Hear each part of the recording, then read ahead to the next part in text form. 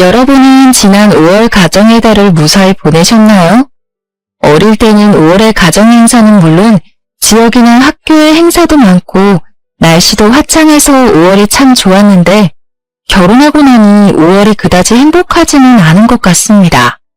사실 저는 가정의 행복을 기원한다는 가정의 달 5월에 시부모님과 연을 끊게 되었어요. 처음에는 사랑하는 남편의 부모님이니 어지간하면 잘 참고 살아보려고 했는데 저도 남편도 도저히 그냥 지낼 수가 없었습니다. 지금도 시부모님을 생각하면 가슴이 답답하고 부하가 치밀어 오르지만 이렇게 글이라도 써야 제 속이 풀릴 것 같아 사연을 보내게 되었어요. 생각해보면 저와 시부모님이 처음부터 사이가 안 좋았던 것은 아니었습니다. 결혼 전, 아니지, 신혼 때까지만 해도 저와 시부모님의 사이는 정말 좋았어요. 그 당시 시부모님은 잘나가는 집안의 딸을 며느리로 얻었다고 하시며 동네방네 자랑을 하시고 다니셨습니다. 사실 우리 부모님은 제가 어릴 때부터 고급 중식당을 운영하고 계셨는데 그곳이 꽤 잘 되고 있었거든요. 본점은 물론이거니와 분점도 대박이 난 덕에 저는 항상 부유하게 살았고 결혼 후 신혼집도 친정에서 마련해 주셨습니다. 그런다고 시댁이 못 사는 집은 아니었어요. 남편은 정형외과 의사이고 시부모님은 퇴직한 공무원이십니다. 부유하지는 않아도 부족하지는 않은 집안이라 신혼집을 충분히 마련해 주실 수도 있었지만 그래도 결혼해서 눈치 보며 살지 말라는 의미로 친정에서 집을 마련해 주셨어요. 그 덕에 저와 남편은 큰 빚 없이 아주 수월하게 신혼생활을 시작하게 되었죠.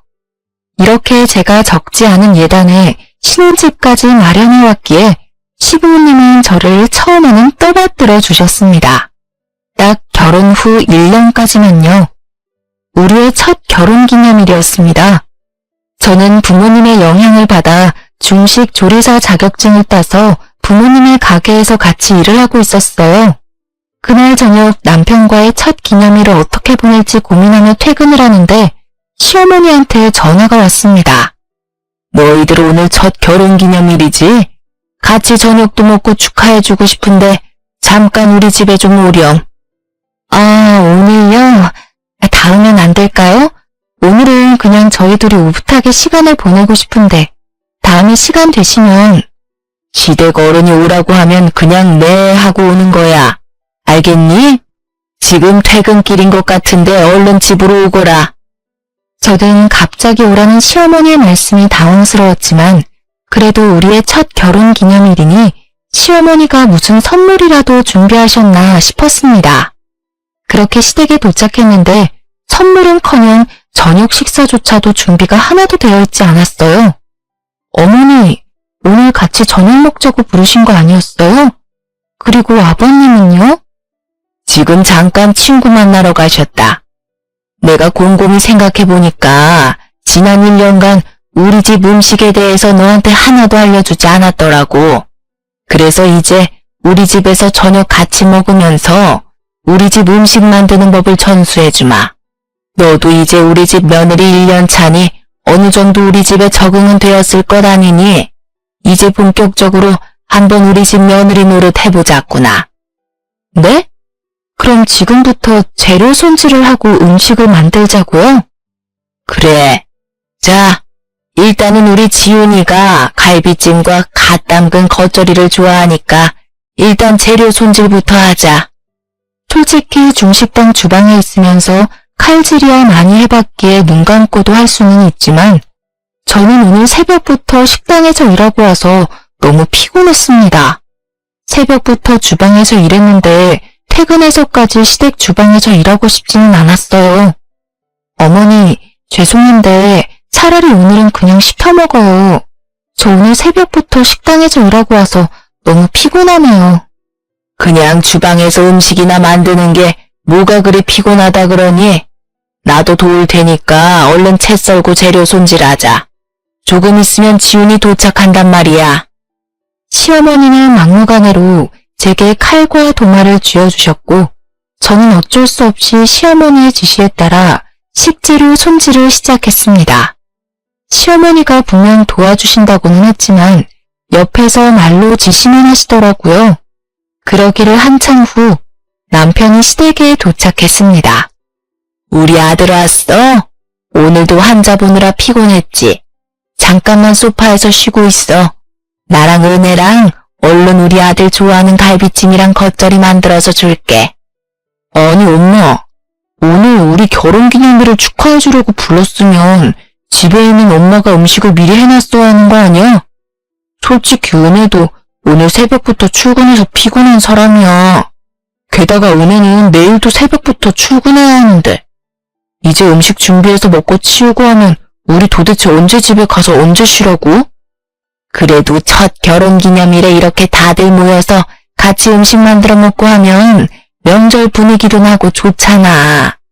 이참에 은혜한테 우리 집 음식에 대해서도 알려주고 너도 너가 좋아하는 음식들 먹고 말이야. 우리 집 음식에 대해서 뭘 알려줘?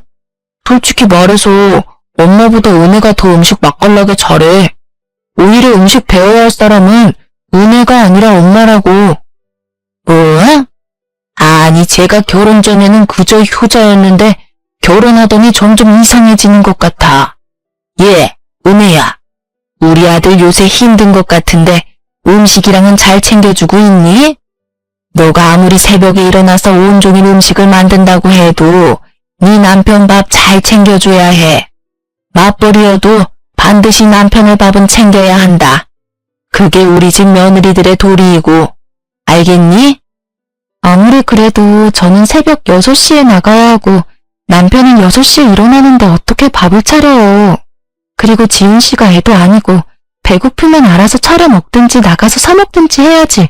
제가 어떻게 음식을 다 차리고 챙겨줘요, 어머니. 어머, 얘 좀 봐라. 너도 시어미한테 말대꾸하는 거야? 예, 저번에 본 내 친구 옥정이 알지? 그 집 며느리는 의사인데도 자기 남편한테 꼬박꼬박 아침밥 차려주고 점심 도시락도 챙겨주고 저녁밥도 아주 진수성찬으로 차려준다더라. 다른 집은 의사, 변호사 며느리도 없고 그 며느리들이 요리도 잘하고 부지런해서 그 집 아들들은 아침밥 다 얻어먹고 출근한대. 근데 우리 집은 조리사 며느리 얻었는데 아들이 아침밥도 못 얻어먹고 다닌다는 게 말이 되니? 사실 시어머니 지인의 며느리들은 하나같이 의사, 변호사와 같은 직업을 가졌습니다. 그래서인지 시어머니는 지인 모임을 다녀오시면 의사, 변호사 며느리를 가진 지인들을 많이 부러워하셨어요. 저도 그 부분은 알고는 있었지만 그래도 제게 대놓고 표현은 하지 않으셔서 그냥 그러려니 하고 말았습니다. 그래서 엄마는 무슨 요리사인 은혜가 마음에 안 든다는 거야? 갑자기 그런 말이 왜 나와? 엄마야말로 오늘 참 이상하네. 생각해보면 그렇잖아. 다들 의사, 변호사인 며느리 얻었는데 나만 이게 뭐야. 지훈이 너가 뭐가 부족한 아이도 아닌데. 시어머니는 그날따라 제 앞에서 대놓고 다른 집 며느리 직업과 저의 직업을 비교해 대시는데 사실 이런 경우는 결혼 후 처음이라 너무 당황스러웠습니다. 시어머니께 화를 내야 할지 아니면 그냥 가만히 있어야 할지조차도 전혀 몰랐어요. 어떻게 사람 앞에 세워놓고 말을 그렇게 해? 엄마 지금 말 실수한 거야. 이게 뭐야. 엄마 때문에 괜히 우리만 기분 안 좋아졌잖아. 오늘은 우리 그냥 갈게. 다음에 준비 다 하고 불러. 괜히 바쁜 사람 부르지 말고. 남편은 멍하게 서 있는 저의 팔을 끌고 시댁을 박차고 나갔습니다. 저는 시어머니의 말씀에 기분이 많이 상했지만 남편이 저보다 더 크게 화를 내는 것 같아 제가 오히려 말을 못하겠더라고요. 집에 도착한 남편은 오히려 제게 미안하다고 하며 사과를 하는데 솔직히 이게 남편의 잘못은 아니잖아요. 게다가 남편은 중간에서 최선을 다한 것을 알기에 그냥 알겠다고 하고 말았습니다. 그 뒤로 시어머니는 제게 따로 전화하시지는 않았고 한 달이라는 시간이 흘러 시어머니의 생신날이 다가왔어요.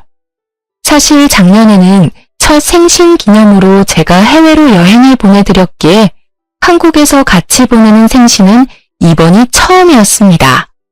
저는 며느리로서 내심 잘해드리고 싶었어요.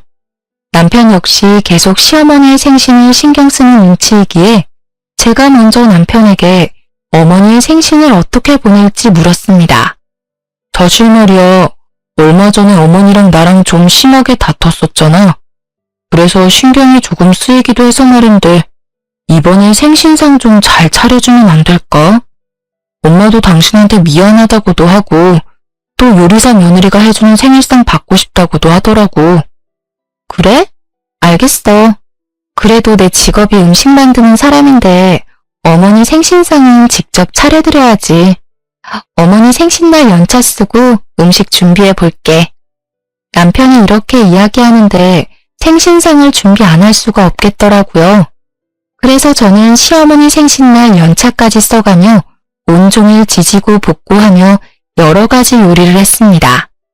그리고 그날 저녁 남편과 저는 음식을 한가득 들고 시댁으로 향했어요. 그런데 시댁은 불이 꺼져 있고 아무도 없었습니다. 이상하다. 왜 아무도 없지? 잠깐 어디 가셨나? 한번 엄마한테 전화해 볼게. 남편은 당황해하며 핸드폰을 꺼내 시어머니한테 전화했습니다. 시어머니가 바로 전화를 받기는 하셨는데 주변이 꽤 시끄러웠어요. 나 지금 부부 동반으로 골프 치러 왔는데 2박 3일 일정이니까 내일 모레 집에 갈 거야. 골프? 엄마가 며느리한테 생일상 받고 싶다고 해서 은혜가 오늘 연차까지 써가면서 음식 잔뜩 만들어왔는데 미리 말 좀 해주지 그랬어요. 내가 언제 생일 당일날 먹고 싶다 그랬니? 그리고 생일인데 집에만 있으면 우울하잖아. 엄마 기분 전환도 할 겸 나왔어. 그리고 그런 걸 할 계획이었으면 나한테 미리 말을 했었어야지. 엄마가 분명히 생일상 받고 싶다고 했으니 나는 당연히 오늘 별다른 일이 없는 줄 알았죠. 생일 당일에 받아야지. 생일 전후로 받는 건 생일상이 아니잖아요. 은혜 식당까지 빠져가면서 음식했는데 이거 어떡해. 은혜가 뭐 남의 돈 받는 직장을 다니는 것도 아니고 그래봤자 사장님이 지 부모님인데 뭐 그거 하나 이해 못 해주겠니? 아무튼 요리하느라 고생은 했겠네. 냉장고에 넣어두고 가. 냉장고에 잘 보관하면 3, 4일 정도는 문제없을 거야. 나 바쁘니까 끊는다. 아참, 은혜한테 집에 온 김에 청소 좀 하고 가라고 해라. 시어머니와 전화를 끊고 남편은 저를 보며 미안해서 어쩔 줄 몰라 했습니다. 사실 아무리 부모님 식당이라지만 부모님과 저만 일하는 것도 아니고 다른 직원들도 있어서 연차 쓸 때 눈치 보이는 것은 마찬가지였거든요.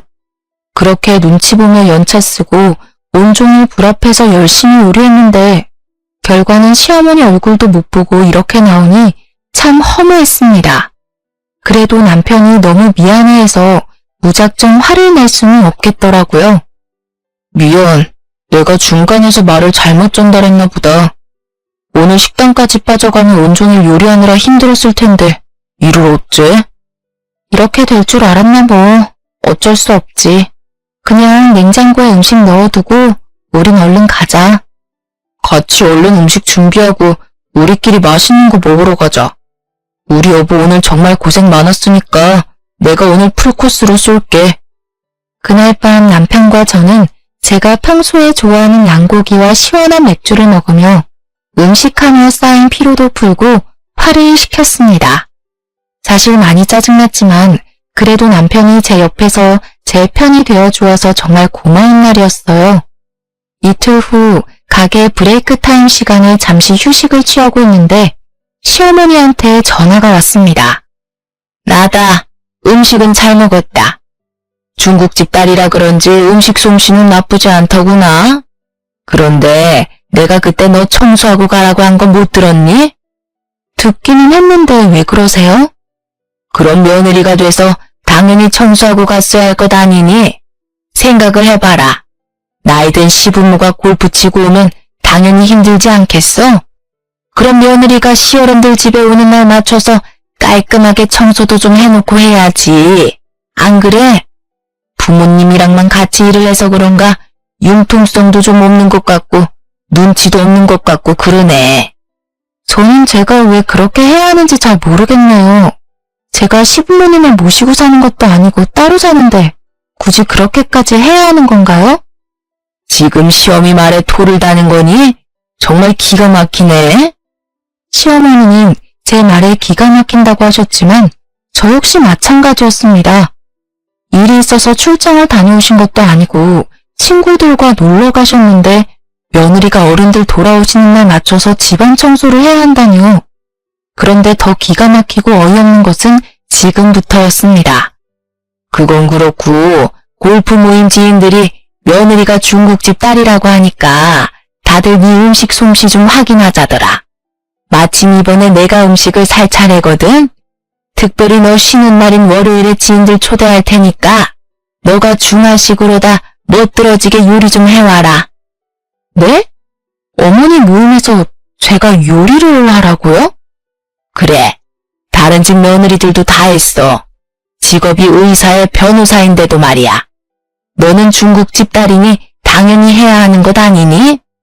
솔직히 그동안 너가 너무 바빠 보여서 그냥 있었는데 중국집 며느리 음식 솜씨 좀 보자고 난리란다. 참, 자식들이 의사의 변호사고 잘 살아서 입맛이 고급이거든? 그러니까 짜장이나 짬뽕 같은 흔한 음식 말고 유산슬이나 양장피 이런 고급 요리로 준비해야 한다. 시어머니는 저에게 황당한 부탁을 하시고 전화를 끊으셨습니다. 저는 기가 막혀서 바로 남편에게 이 사실을 알렸어요. 남편은 저보다 더 어이없어하며 일단 본인이 어머니와 통화를 해보겠다고 했습니다. 잠시 후 남편에게 전화가 왔어요. 진짜 미안한데 이번 한 번만 당신이 수고 좀 해주면 안 될까? 생각보다 엄마가 많이 강경하시네. 엄마가 그동안 거기 모임에서 다른 집 며느리들 밥상 받으면서 부러웠었나 봐. 솔직히 음식은 다른 집 며느리들보다 당신이 훨씬 더 잘하니까. 그 사람들한테 자랑하고 싶으셔서 그러시는 것 같아. 남편의 말을 들어보니 며느리로서 시어머니의 지인분에게 밥 한 번 차려드리는 건데 그게 뭐 그리 어렵나 하는 생각이 들었습니다. 게다가 저는 요리하는 직업을 가졌잖아요. 그래서 기왕 이렇게 된 김에 시어머니의 어깨가 으쓱해지도록 최선을 다해 준비해야겠다고 생각했습니다. 알겠어. 전 그렇다면 음식하지 뭐. 그럼 그날 같이 가줄 수는 있는 거지? 월요일이랬지? 아, 맞다. 그날 나 지방으로 의료봉사 가는 날이야. 당신 혼자 가야 할 것 같은데 어쩌지? 병원에서 단체로 움직이는 거라 미룰 수가 없어서. 의료봉사인데 어쩔 수 없지. 알겠어. 어떻게든 한번 해볼게. 결국 엄마의 도움을 받아 음식을 준비하게 되었습니다. 저는 쉬는 날도 반납하고 요리하시는 엄마에게 너무 죄송해서 혼자 하려고 했는데 엄마는 이럴 때 며느리 노릇 잘해야 평생을 편하게 살 수 있다고 하시며 두 팔 걷어 도와주셨어요. 엄마와 함께 요리를 마친 후 중국 요리와 잘 어울리는 고량주도 준비했습니다. 중국 술이 도수가 높긴 하지만 몸넘김이 좋고 오늘 준비한 음식과 잘 어울려서 곁들여 마시면 아주 좋겠다고 생각했거든요. 이렇게 술의 후식까지 완벽하게 챙겨서 시댁으로 가려는데 음식이 너무 많아 도무지 혼자서 옮길 수가 없겠더라고요. 그래서 어쩔 수 없이 엄마와 함께 시댁에 가게 되었습니다. 어머, 사돈도 오셨어요? 오랜만이네요. 잘 지내셨죠? 시어머니는 지인분들에게 우리 엄마와 저를 소개하며 아주 환하게 웃으셨고 저와 엄마는 정성껏 준비한 음식을 차렸습니다. 지인분들은 저와 엄마의 음식을 맛보더니 손맛 좋은 사돈과 며느리를 둬서 좋겠다며 시어머니를 부러워했어요. 잠시 후 야심차게 준비한 술이 오가며 분위기는 점점 화기애애해졌습니다. 특히 시부모님은 그날따라 술이 잘 받는다며 많이 드셨어요. 아무래도 며느리가 요식업에 있다 보니까 음식에 대해서는 하나를 알려주면 열을 하더라고요. 그래도 음식들이 나쁘지 않죠. 제가 특별히 부탁했습니다. 다들 입맛에 맞는 것 같아 다행이에요. 정말 부럽네요. 우리 며느리는 평생 공부만 해와서 그런지 아무리 음식에 대해서는 알려줘도 잘 모르더라고요. 어머, 그래도 며느리가 피부과 의사잖아요. 요새 피부과 의사가 얼마나 인기가 많다고요. 어디 가서 우리 며느리 피부과 의사라고 그러면 인기 최고일 것 아니에요. 그런 며느리 뒀으면 됐지. 무슨 음식까지 알려주려고 그래요. 내가 그런 며느리 뒀으면 업고 다니겠구만. 고작 음식점 하는 며느리보다는 100배 1000배 낫죠. 시어머니가 뒷말을 흘려가며 말씀하셨지만 저는 똑똑히 들었습니다. 엄마 역시 그 이야기를 들었는지 헛기침을 하며 당황하는 표정을 지으셨어요. 그래도 사람 욕심이 끝이 없네요. 음식 솜씨가 영 없어서 우리 아들 밥은 어떻게 잘 먹고 사나 걱정도 되고요. 그나저나 부럽네요. 음식 솜씨 좋은 며느리 두셔서.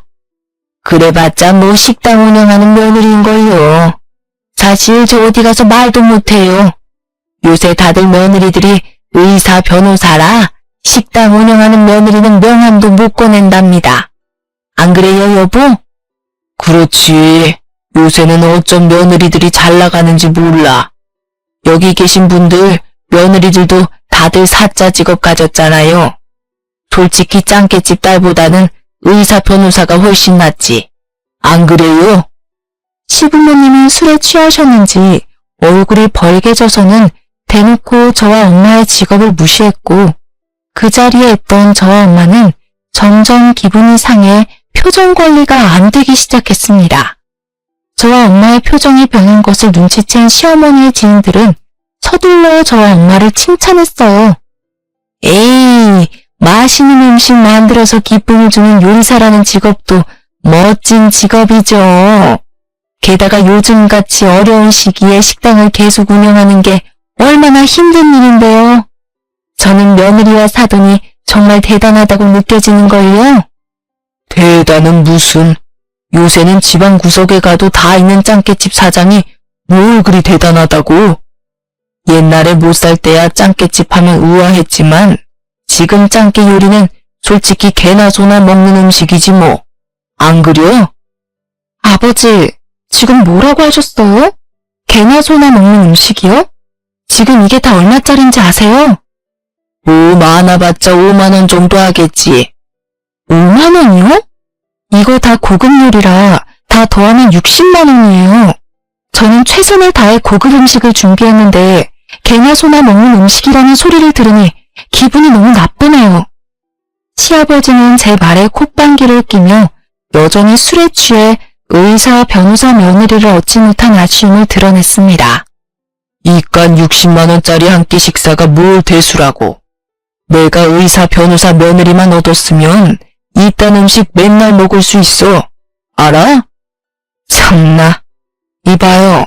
나이 먹고 술 취했으면 곱게 취할 것이지 어디서 지금 술주정이야. 그렇게 의사 며느리 얻고 싶으셨으면 왜 우리 은혜랑 왜 결혼시켰어? 우리는 처음부터 은혜 쟤 마음에 안 들었어. 우리는 우리 아들과 동급인 의사나 변호사와 결혼시키려고 했다고. 그런데 전현이 우리 지훈이를 어떻게 꼬셨는지는 몰라도 지훈이가 전현 없으면 못 살겠다잖아. 그래서 어쩔 수 없이 결혼시켰으면 감사합니다 하고 말 것이지 뭘 그리 큰 소리야 여팬네가. 여팬네요? 그래도 사돈이라고 봐줬는데 더는 못 참아. 나는 성격 더러워서 이딴 사람들한테 내 음식 공짜로 못 줍니다. 음식값 60만 원 다 내놓으세요. 아우, 정말 더럽고 치사해서 돈 줄게요. 그깟 60만 원 얼마나 한다고. 자, 여기 카드. 시어머니는 자신의 지갑을 꺼내와 카드를 엄마 앞에 던졌고 엄마는 그 카드를 주워 다시 시어머니한테 던졌습니다. 카드 리더기 없어요. 현금으로 주세요.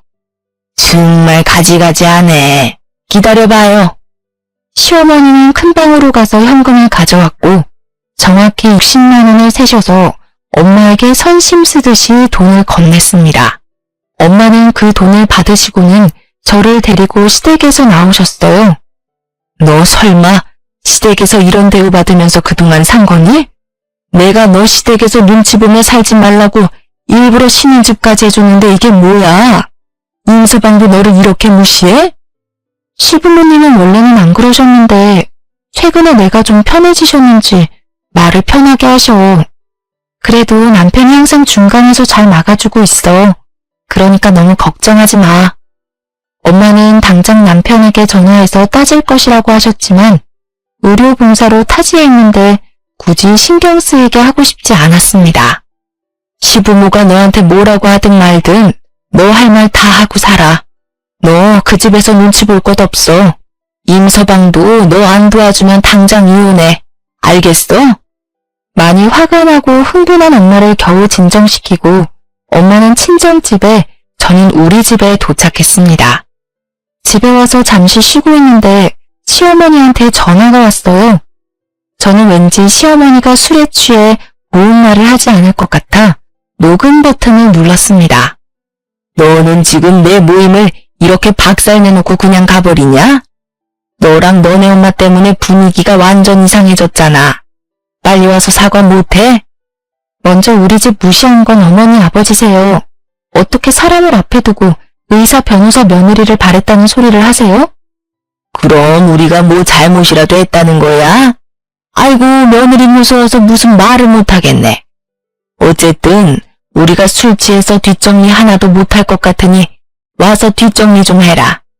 의사 변호사 며느리도 아닌데 그 정도는 해야 하지 않겠어? 제가 왜 뒷정리를 하러 다시 가야 하는데요? 말이 돼요? 왜 말이 안 돼? 식당에서도 손님이 밥 다 먹으면 직원들이 와서 치우잖아. 넌 오늘 우리 모임을 위한 직원으로 왔으니까 얼른 와서 치우라고. 시어머니는 술에 취해서 말 같지도 않은 소리를 주저리 하고 계셨고 더는 대화할 필요가 없다고 생각되어 전화를 끊었습니다. 그 후 몇 번의 전화가 더 왔지만 저는 받지 않았어요. 다음날 남편이 의료봉사를 마치고 집으로 돌아왔습니다. 저는 남편에게 어제 있었던 일들을 말하려 했지만 남편이 너무 피곤해 보여서 굳이 말하지는 않았어요. 우리는 간단히 맥주 한 잔을 하며 쉬고 있는데 시어머니가 남편에게 전화했습니다. 아들, 의료봉사는 잘 다녀왔어? 이애미는 어제 오늘 그년 때문에 아주 힘들었단다. 그게 무슨 소리세요? 안사람이 어제 음식 다 해서 간 거 아니었어요? 시어머니는 남편이 전화를 받자마자 제 험담을 하기 시작했습니다. 남편은 제 눈치를 보며 방으로 들어가려고 했지만 저는 무슨 말씀을 하려나 궁금해서 들어가려는 남편을 붙잡았어요. 음식을 잔뜩 만들어 오긴 했지. 아니 그런데 내가 모임에서 다른 집 며느리들 직원 말했다고 은혜 그년이랑 안 싸더니 발끈해서는 한바탕 뒤엎고 음식값까지 알차게 현금으로 받아갔어. 뭐? 그럼 엄마 또 다른 집 며느리들은 의사 변호사인데 은혜는 요리사는 뭐냐 하면서 비교질한 거야? 비교가 아니라 그냥 그렇다 이거지. 솔직히 말해서 의사 변호사 며느리랑 짱깨집 며느리가 비교되니? 난 솔직히 어디 모임 가면 며느리 이야기 꺼내지도 못한다 쪽팔려서. 정말 너가 은혜 그년 없으면 못 산다고 난리쳐서 어쩔 수 없이 결혼을 시켰다만 솔직히 넌 의사인데 짱깨집 딸내미가 어디 가당키나 하냐고. 엄마, 솔직히 우리 집이 뭐 잘나면 얼마나 잘났다고 그래. 우리 집이 갑부야? 우리나라를 쥐고 흔들 만큼 엄청난 집안이냐고. 어머, 그 정도는 아니어도 일단 넌 의사잖아. 의사면 급이 맞게 의사 며느리를 만났어야지. 뒤떨어지게 짱깨집 딸이 뭐야? 그래봤자 나는 내 병원 하나 없는 그저 월급쟁이야. 솔직히 내 월급보다 장인어른 장모님이 버시는 돈이 훨씬 더 많다고. 제발 쪽팔리니까 어디 가서 그런 소리 하지 마. 그리고 장인어른 장모님 운영하시는 식당을 짱깨집이라고 함부로 부르지도 마. 참나. 꼬리 100개는 달린 여우 같은 년이 너를 제대로 구워 삶았나 보다. 야 너도 정신 차리고 살아 이 모질이야. 엄마가 널 그렇게 바보같이 가르치든? 지금 바보 같은 사람은 내가 아니라 엄마와 아버지예요. 지금 시대가 어느 시대인데 사람을 직업으로 차별해?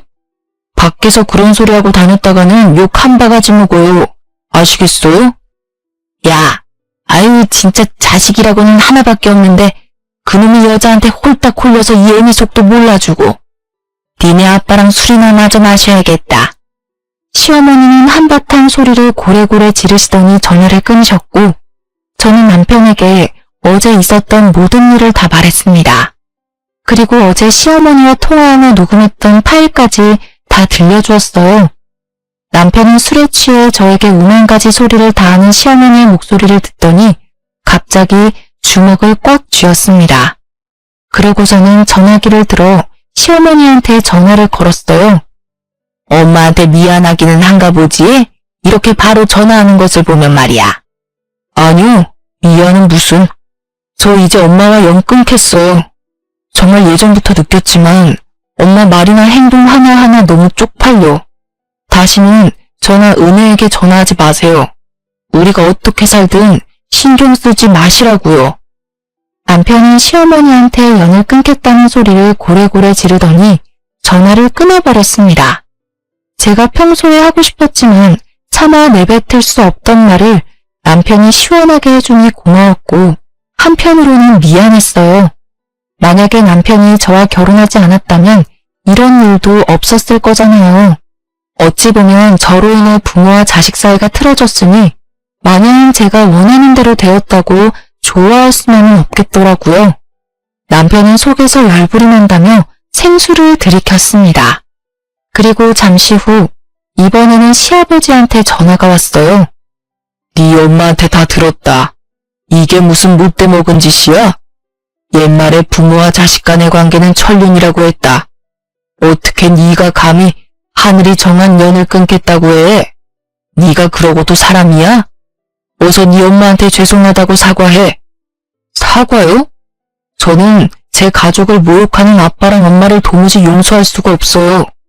은혜와 장모님께 진심으로 사과할 때까지 저는 두 분 안 보고 살 거예요.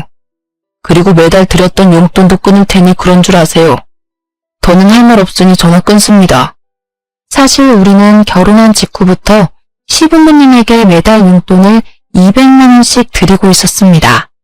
시부모님은 젊을 때 공무원 생활을 하셔서 퇴직연금을 받고는 계시지만 그 돈으로 지인들과 골프 치시고 값비싼 명품들을 사셨어요.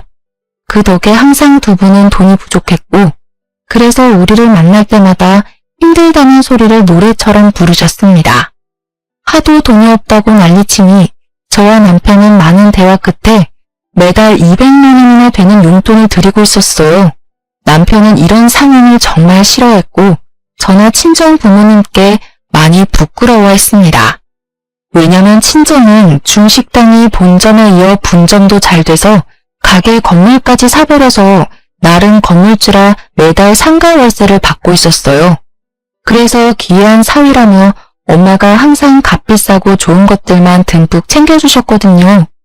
그래도 남편이 저랑 친정 부모님께 미안해하며 중간 역할을 잘 해주어서 다달이 시댁에 큰 용돈을 보내는 것에 대해 저도 찬성을 했었습니다. 들었지? 이제 우리 집으로 용돈 200만 원 보내지 마. 차라리 그 돈 우리 저축을 하든지 투자를 하든지 해서 우리 미래를 위해서 쓰자. 알겠지? 그리고 그동안 우리 부모님이 당신한테 막말하며 상처 줬던 거 내가 대신 사과할게. 이제는 우리 둘만 바라보면서 평생 행복하게 살자. 남편의 진심 어린 사과에 저는 크게 감동하였습니다. 사실 전날 사건 이후로 엄마는 물론이거니와 아빠까지 얼른 이혼하라고 하셨어요. 그래서 남편에게 이혼하자고 말을 해야 하나 망설였는데 남편이 먼저 연을 끊겠다고 하니 저는 당연히 사랑하는 남편을 믿고 선택하기로 했습니다. 그 뒤로 남편은 칼같이 시부모님의 용돈을 끊어버렸어요. 시부모님은 다달이 들어오던 200만 원이라는 거금이 사라지자 애간장이 타셨는지 매일같이 술을 드시고는 퇴근 시간에 맞춰 막무가내로 찾아오셨습니다. 우리가 문을 열어주지 않으면 문을 열어줄 때까지 행패를 부리셨죠. 저와 남편은 이웃 주민들에게 피해갈까봐 눈치 보여서 어쩔 수 없이 시부모님이 오실 때 문을 열어드렸어요. 그렇게 시부모님은 우리 집에 오시면 항상 우리 집 물건을 죄다 부숴놓았습니다. 솔직히 그 모습을 보며 경찰에 신고해버릴까도 생각했지만 그래도 남편의 부모님인데 경찰서까지 가게 되면 얼마나 마음이 아플까 싶어 참았어요. 그러던 어느 날, 그날도 시부모님은 우리 집에 와서 깽판을 치고 계셨습니다. 아무래도 안 되겠다. 오늘 부모님 집에 가서 결판을 짓고 올 테니까 내가 늦더라도 기다리지 말고 먼저 자. 뭘 어쩌려고 그래? 남편의 눈은 분노에 뒤집혀 있었고 저는 왠지 남편이 시댁에서 큰 사고를 치고 올 것만 같아 불안했습니다.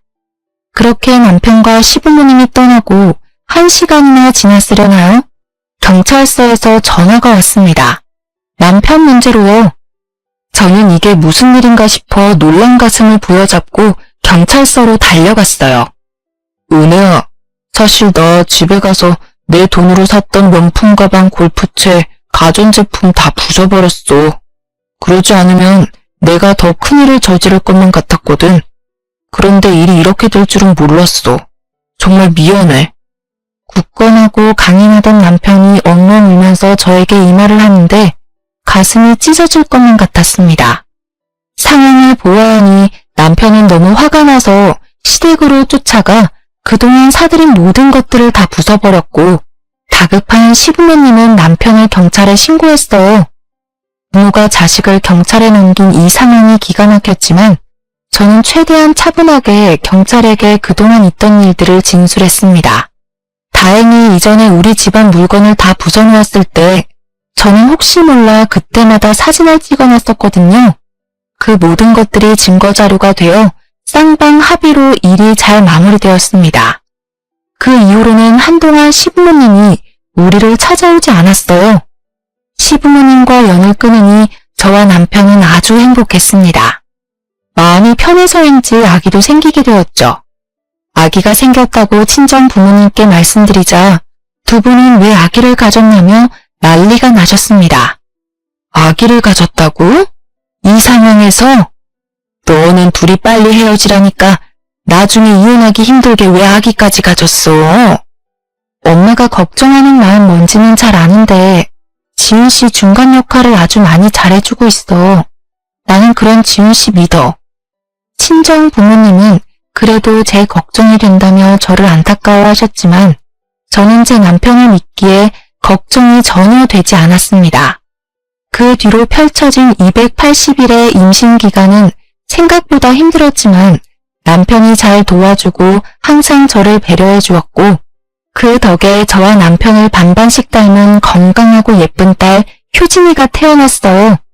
엄마가 된 후로 저는 육아에만 전념하기 위해 가게도 잠시 쉬게 되었습니다. 그러던 어느 날 효진이를 낮잠 재우고 잠시 쉬고 있는데 누군가 집 대문을 두드렸어요. 인터폰을 통해 보니 시부모님이었습니다. 집안에 있는 거 다 안다.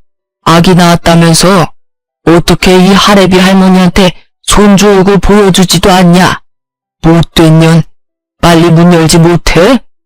짱깨집 딸년이라 못 배워서 그런 거지 뭐. 얼른 문 열어. 당장 문 안 열면 우리 집 대문 부숴버린다. 우리 한다면 하는 성격인 거 알지? 저번처럼 너네 집 싹 다 한번 부숴줄까? 시부모님은 아주 위협적으로 문을 두드려대기 시작했고 낮잠을 자던 효진이는 큰 소리에 경기하듯이 울기 시작했습니다. 아기 울음소리가 들리자 시부모님은 그야말로 미친 사람처럼 문을 두드려댔어요. 평소에 제 성격 같아서는 확 문을 열어서 소금이라도 뿌려버리고 싶었지만 남편도 없는 이 상황에서 괜히 문 열었다가 저와 효진이가 무슨 봉변을 당할지 몰라 무서웠습니다. 저는 두려운 마음에 병원에 있는 남편에게 전화를 걸어 상황을 이야기했어요. 얼마 전에 엄마 골프 모임 지인이 여기 환자로 와서 대화하다가 효진이 태어난 것을 말했는데 그분이 말해줬나 봐. 효진이는 괜찮아? 울고불고 난리 났지. 이를 어쩌면 좋아? 지금 두 분 다 집에 갈 생각이 전혀 없어 보이는데 지금 울 수 없지? 오늘따라 환자분이 너무 많네. 일단 큰 방에 들어가서 문 잠그고 경찰에 신고해. 그리고 할 수 있으면 지금 부모님이 욕하고 행패 부리는 거 다 다 영상 촬영해놔. 저번에 집 다 부숴놓은 사진까지 다 제출해서 오늘 접근 금지 신청하러 가자. 여보, 진심으로 이런 일 겪게 해서 미안해. 저는 남편의 말대로 경찰에 시부모님을 신고하고 시부모님의 행태를 다 영상으로 촬영했습니다. 다행히 접근 금지 신청이 받아들여져 이제 시부모님이 우리 집에 또 오시면 벌금을 내야 하는 상황이 되었습니다. 그렇지만 저는 집에 있기가 너무 두려웠고 그래서 그나마 안전한 친정집 바로 옆집으로 이사를 하게 되었어요. 남편의 병원에서는 꽤 거리가 있지만 남편도 친정집 바로 옆이라서 마음이 놓인다고 하며 좋아했습니다. 친정 옆집으로 이사를 해서 종종 남편과 친정 부모님이 만나게 되었는데 처음에는 부모님이 남편을 못 믿어했어요. 하지만 남편은 매일 저녁 일부러 들려서 부모님께 인사드리고 부모님의 마음의 벽을 허물기 위해 노력을 했습니다. 그 덕에 우리 부모님은 남편에게 마음을 열게 되었어요. 이렇게 마음 편하게 살던 어느 날 동네 친한 언니에게서 전화가 왔어요. 효진이는 잘 크니? 어쩜 이사하고 연락이 한 번 없니? 동네에도 안 놀러 오고 말이야. 누가 보면 아주 지방으로 이사 간 줄 알겠다. 미안해 언니. 언니도 알잖아. 시부모님이 행패 부리셨던 거. 혹시라도 그 동네 갔다가 또 시부모님 만날까봐 무서워서 못 가겠더라고. 알지.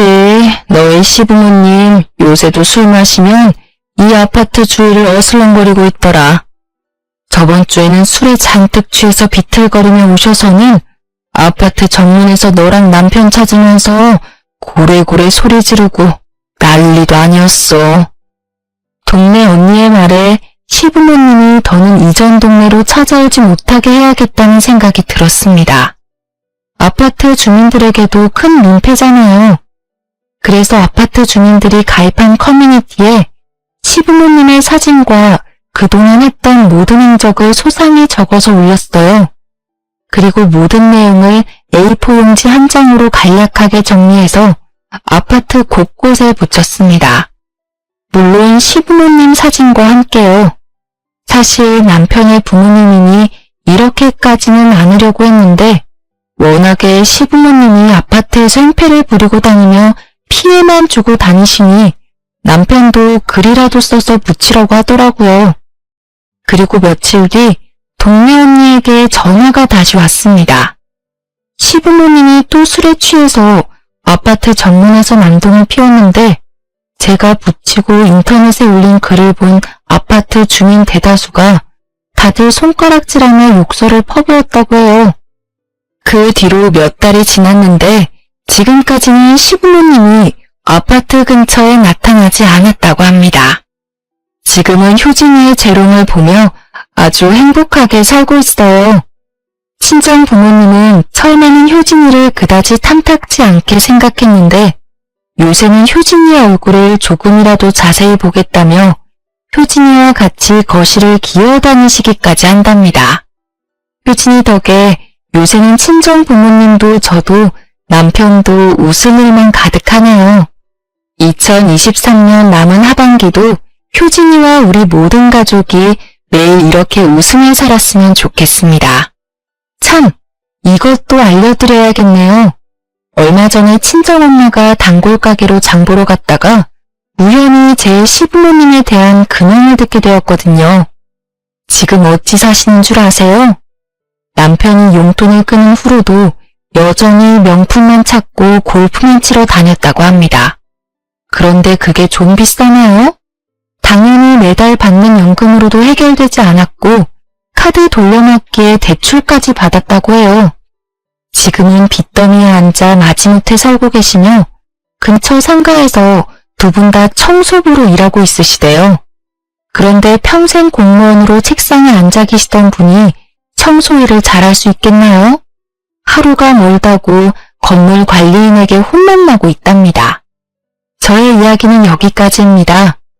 마지막으로 항상 제 곁에서 저를 지켜주고 보호해준 우리 남편에게 사랑하고 정말 고맙다는 말을 전해주고 싶네요. 지금까지 제 사연 들어주셔서 감사합니다.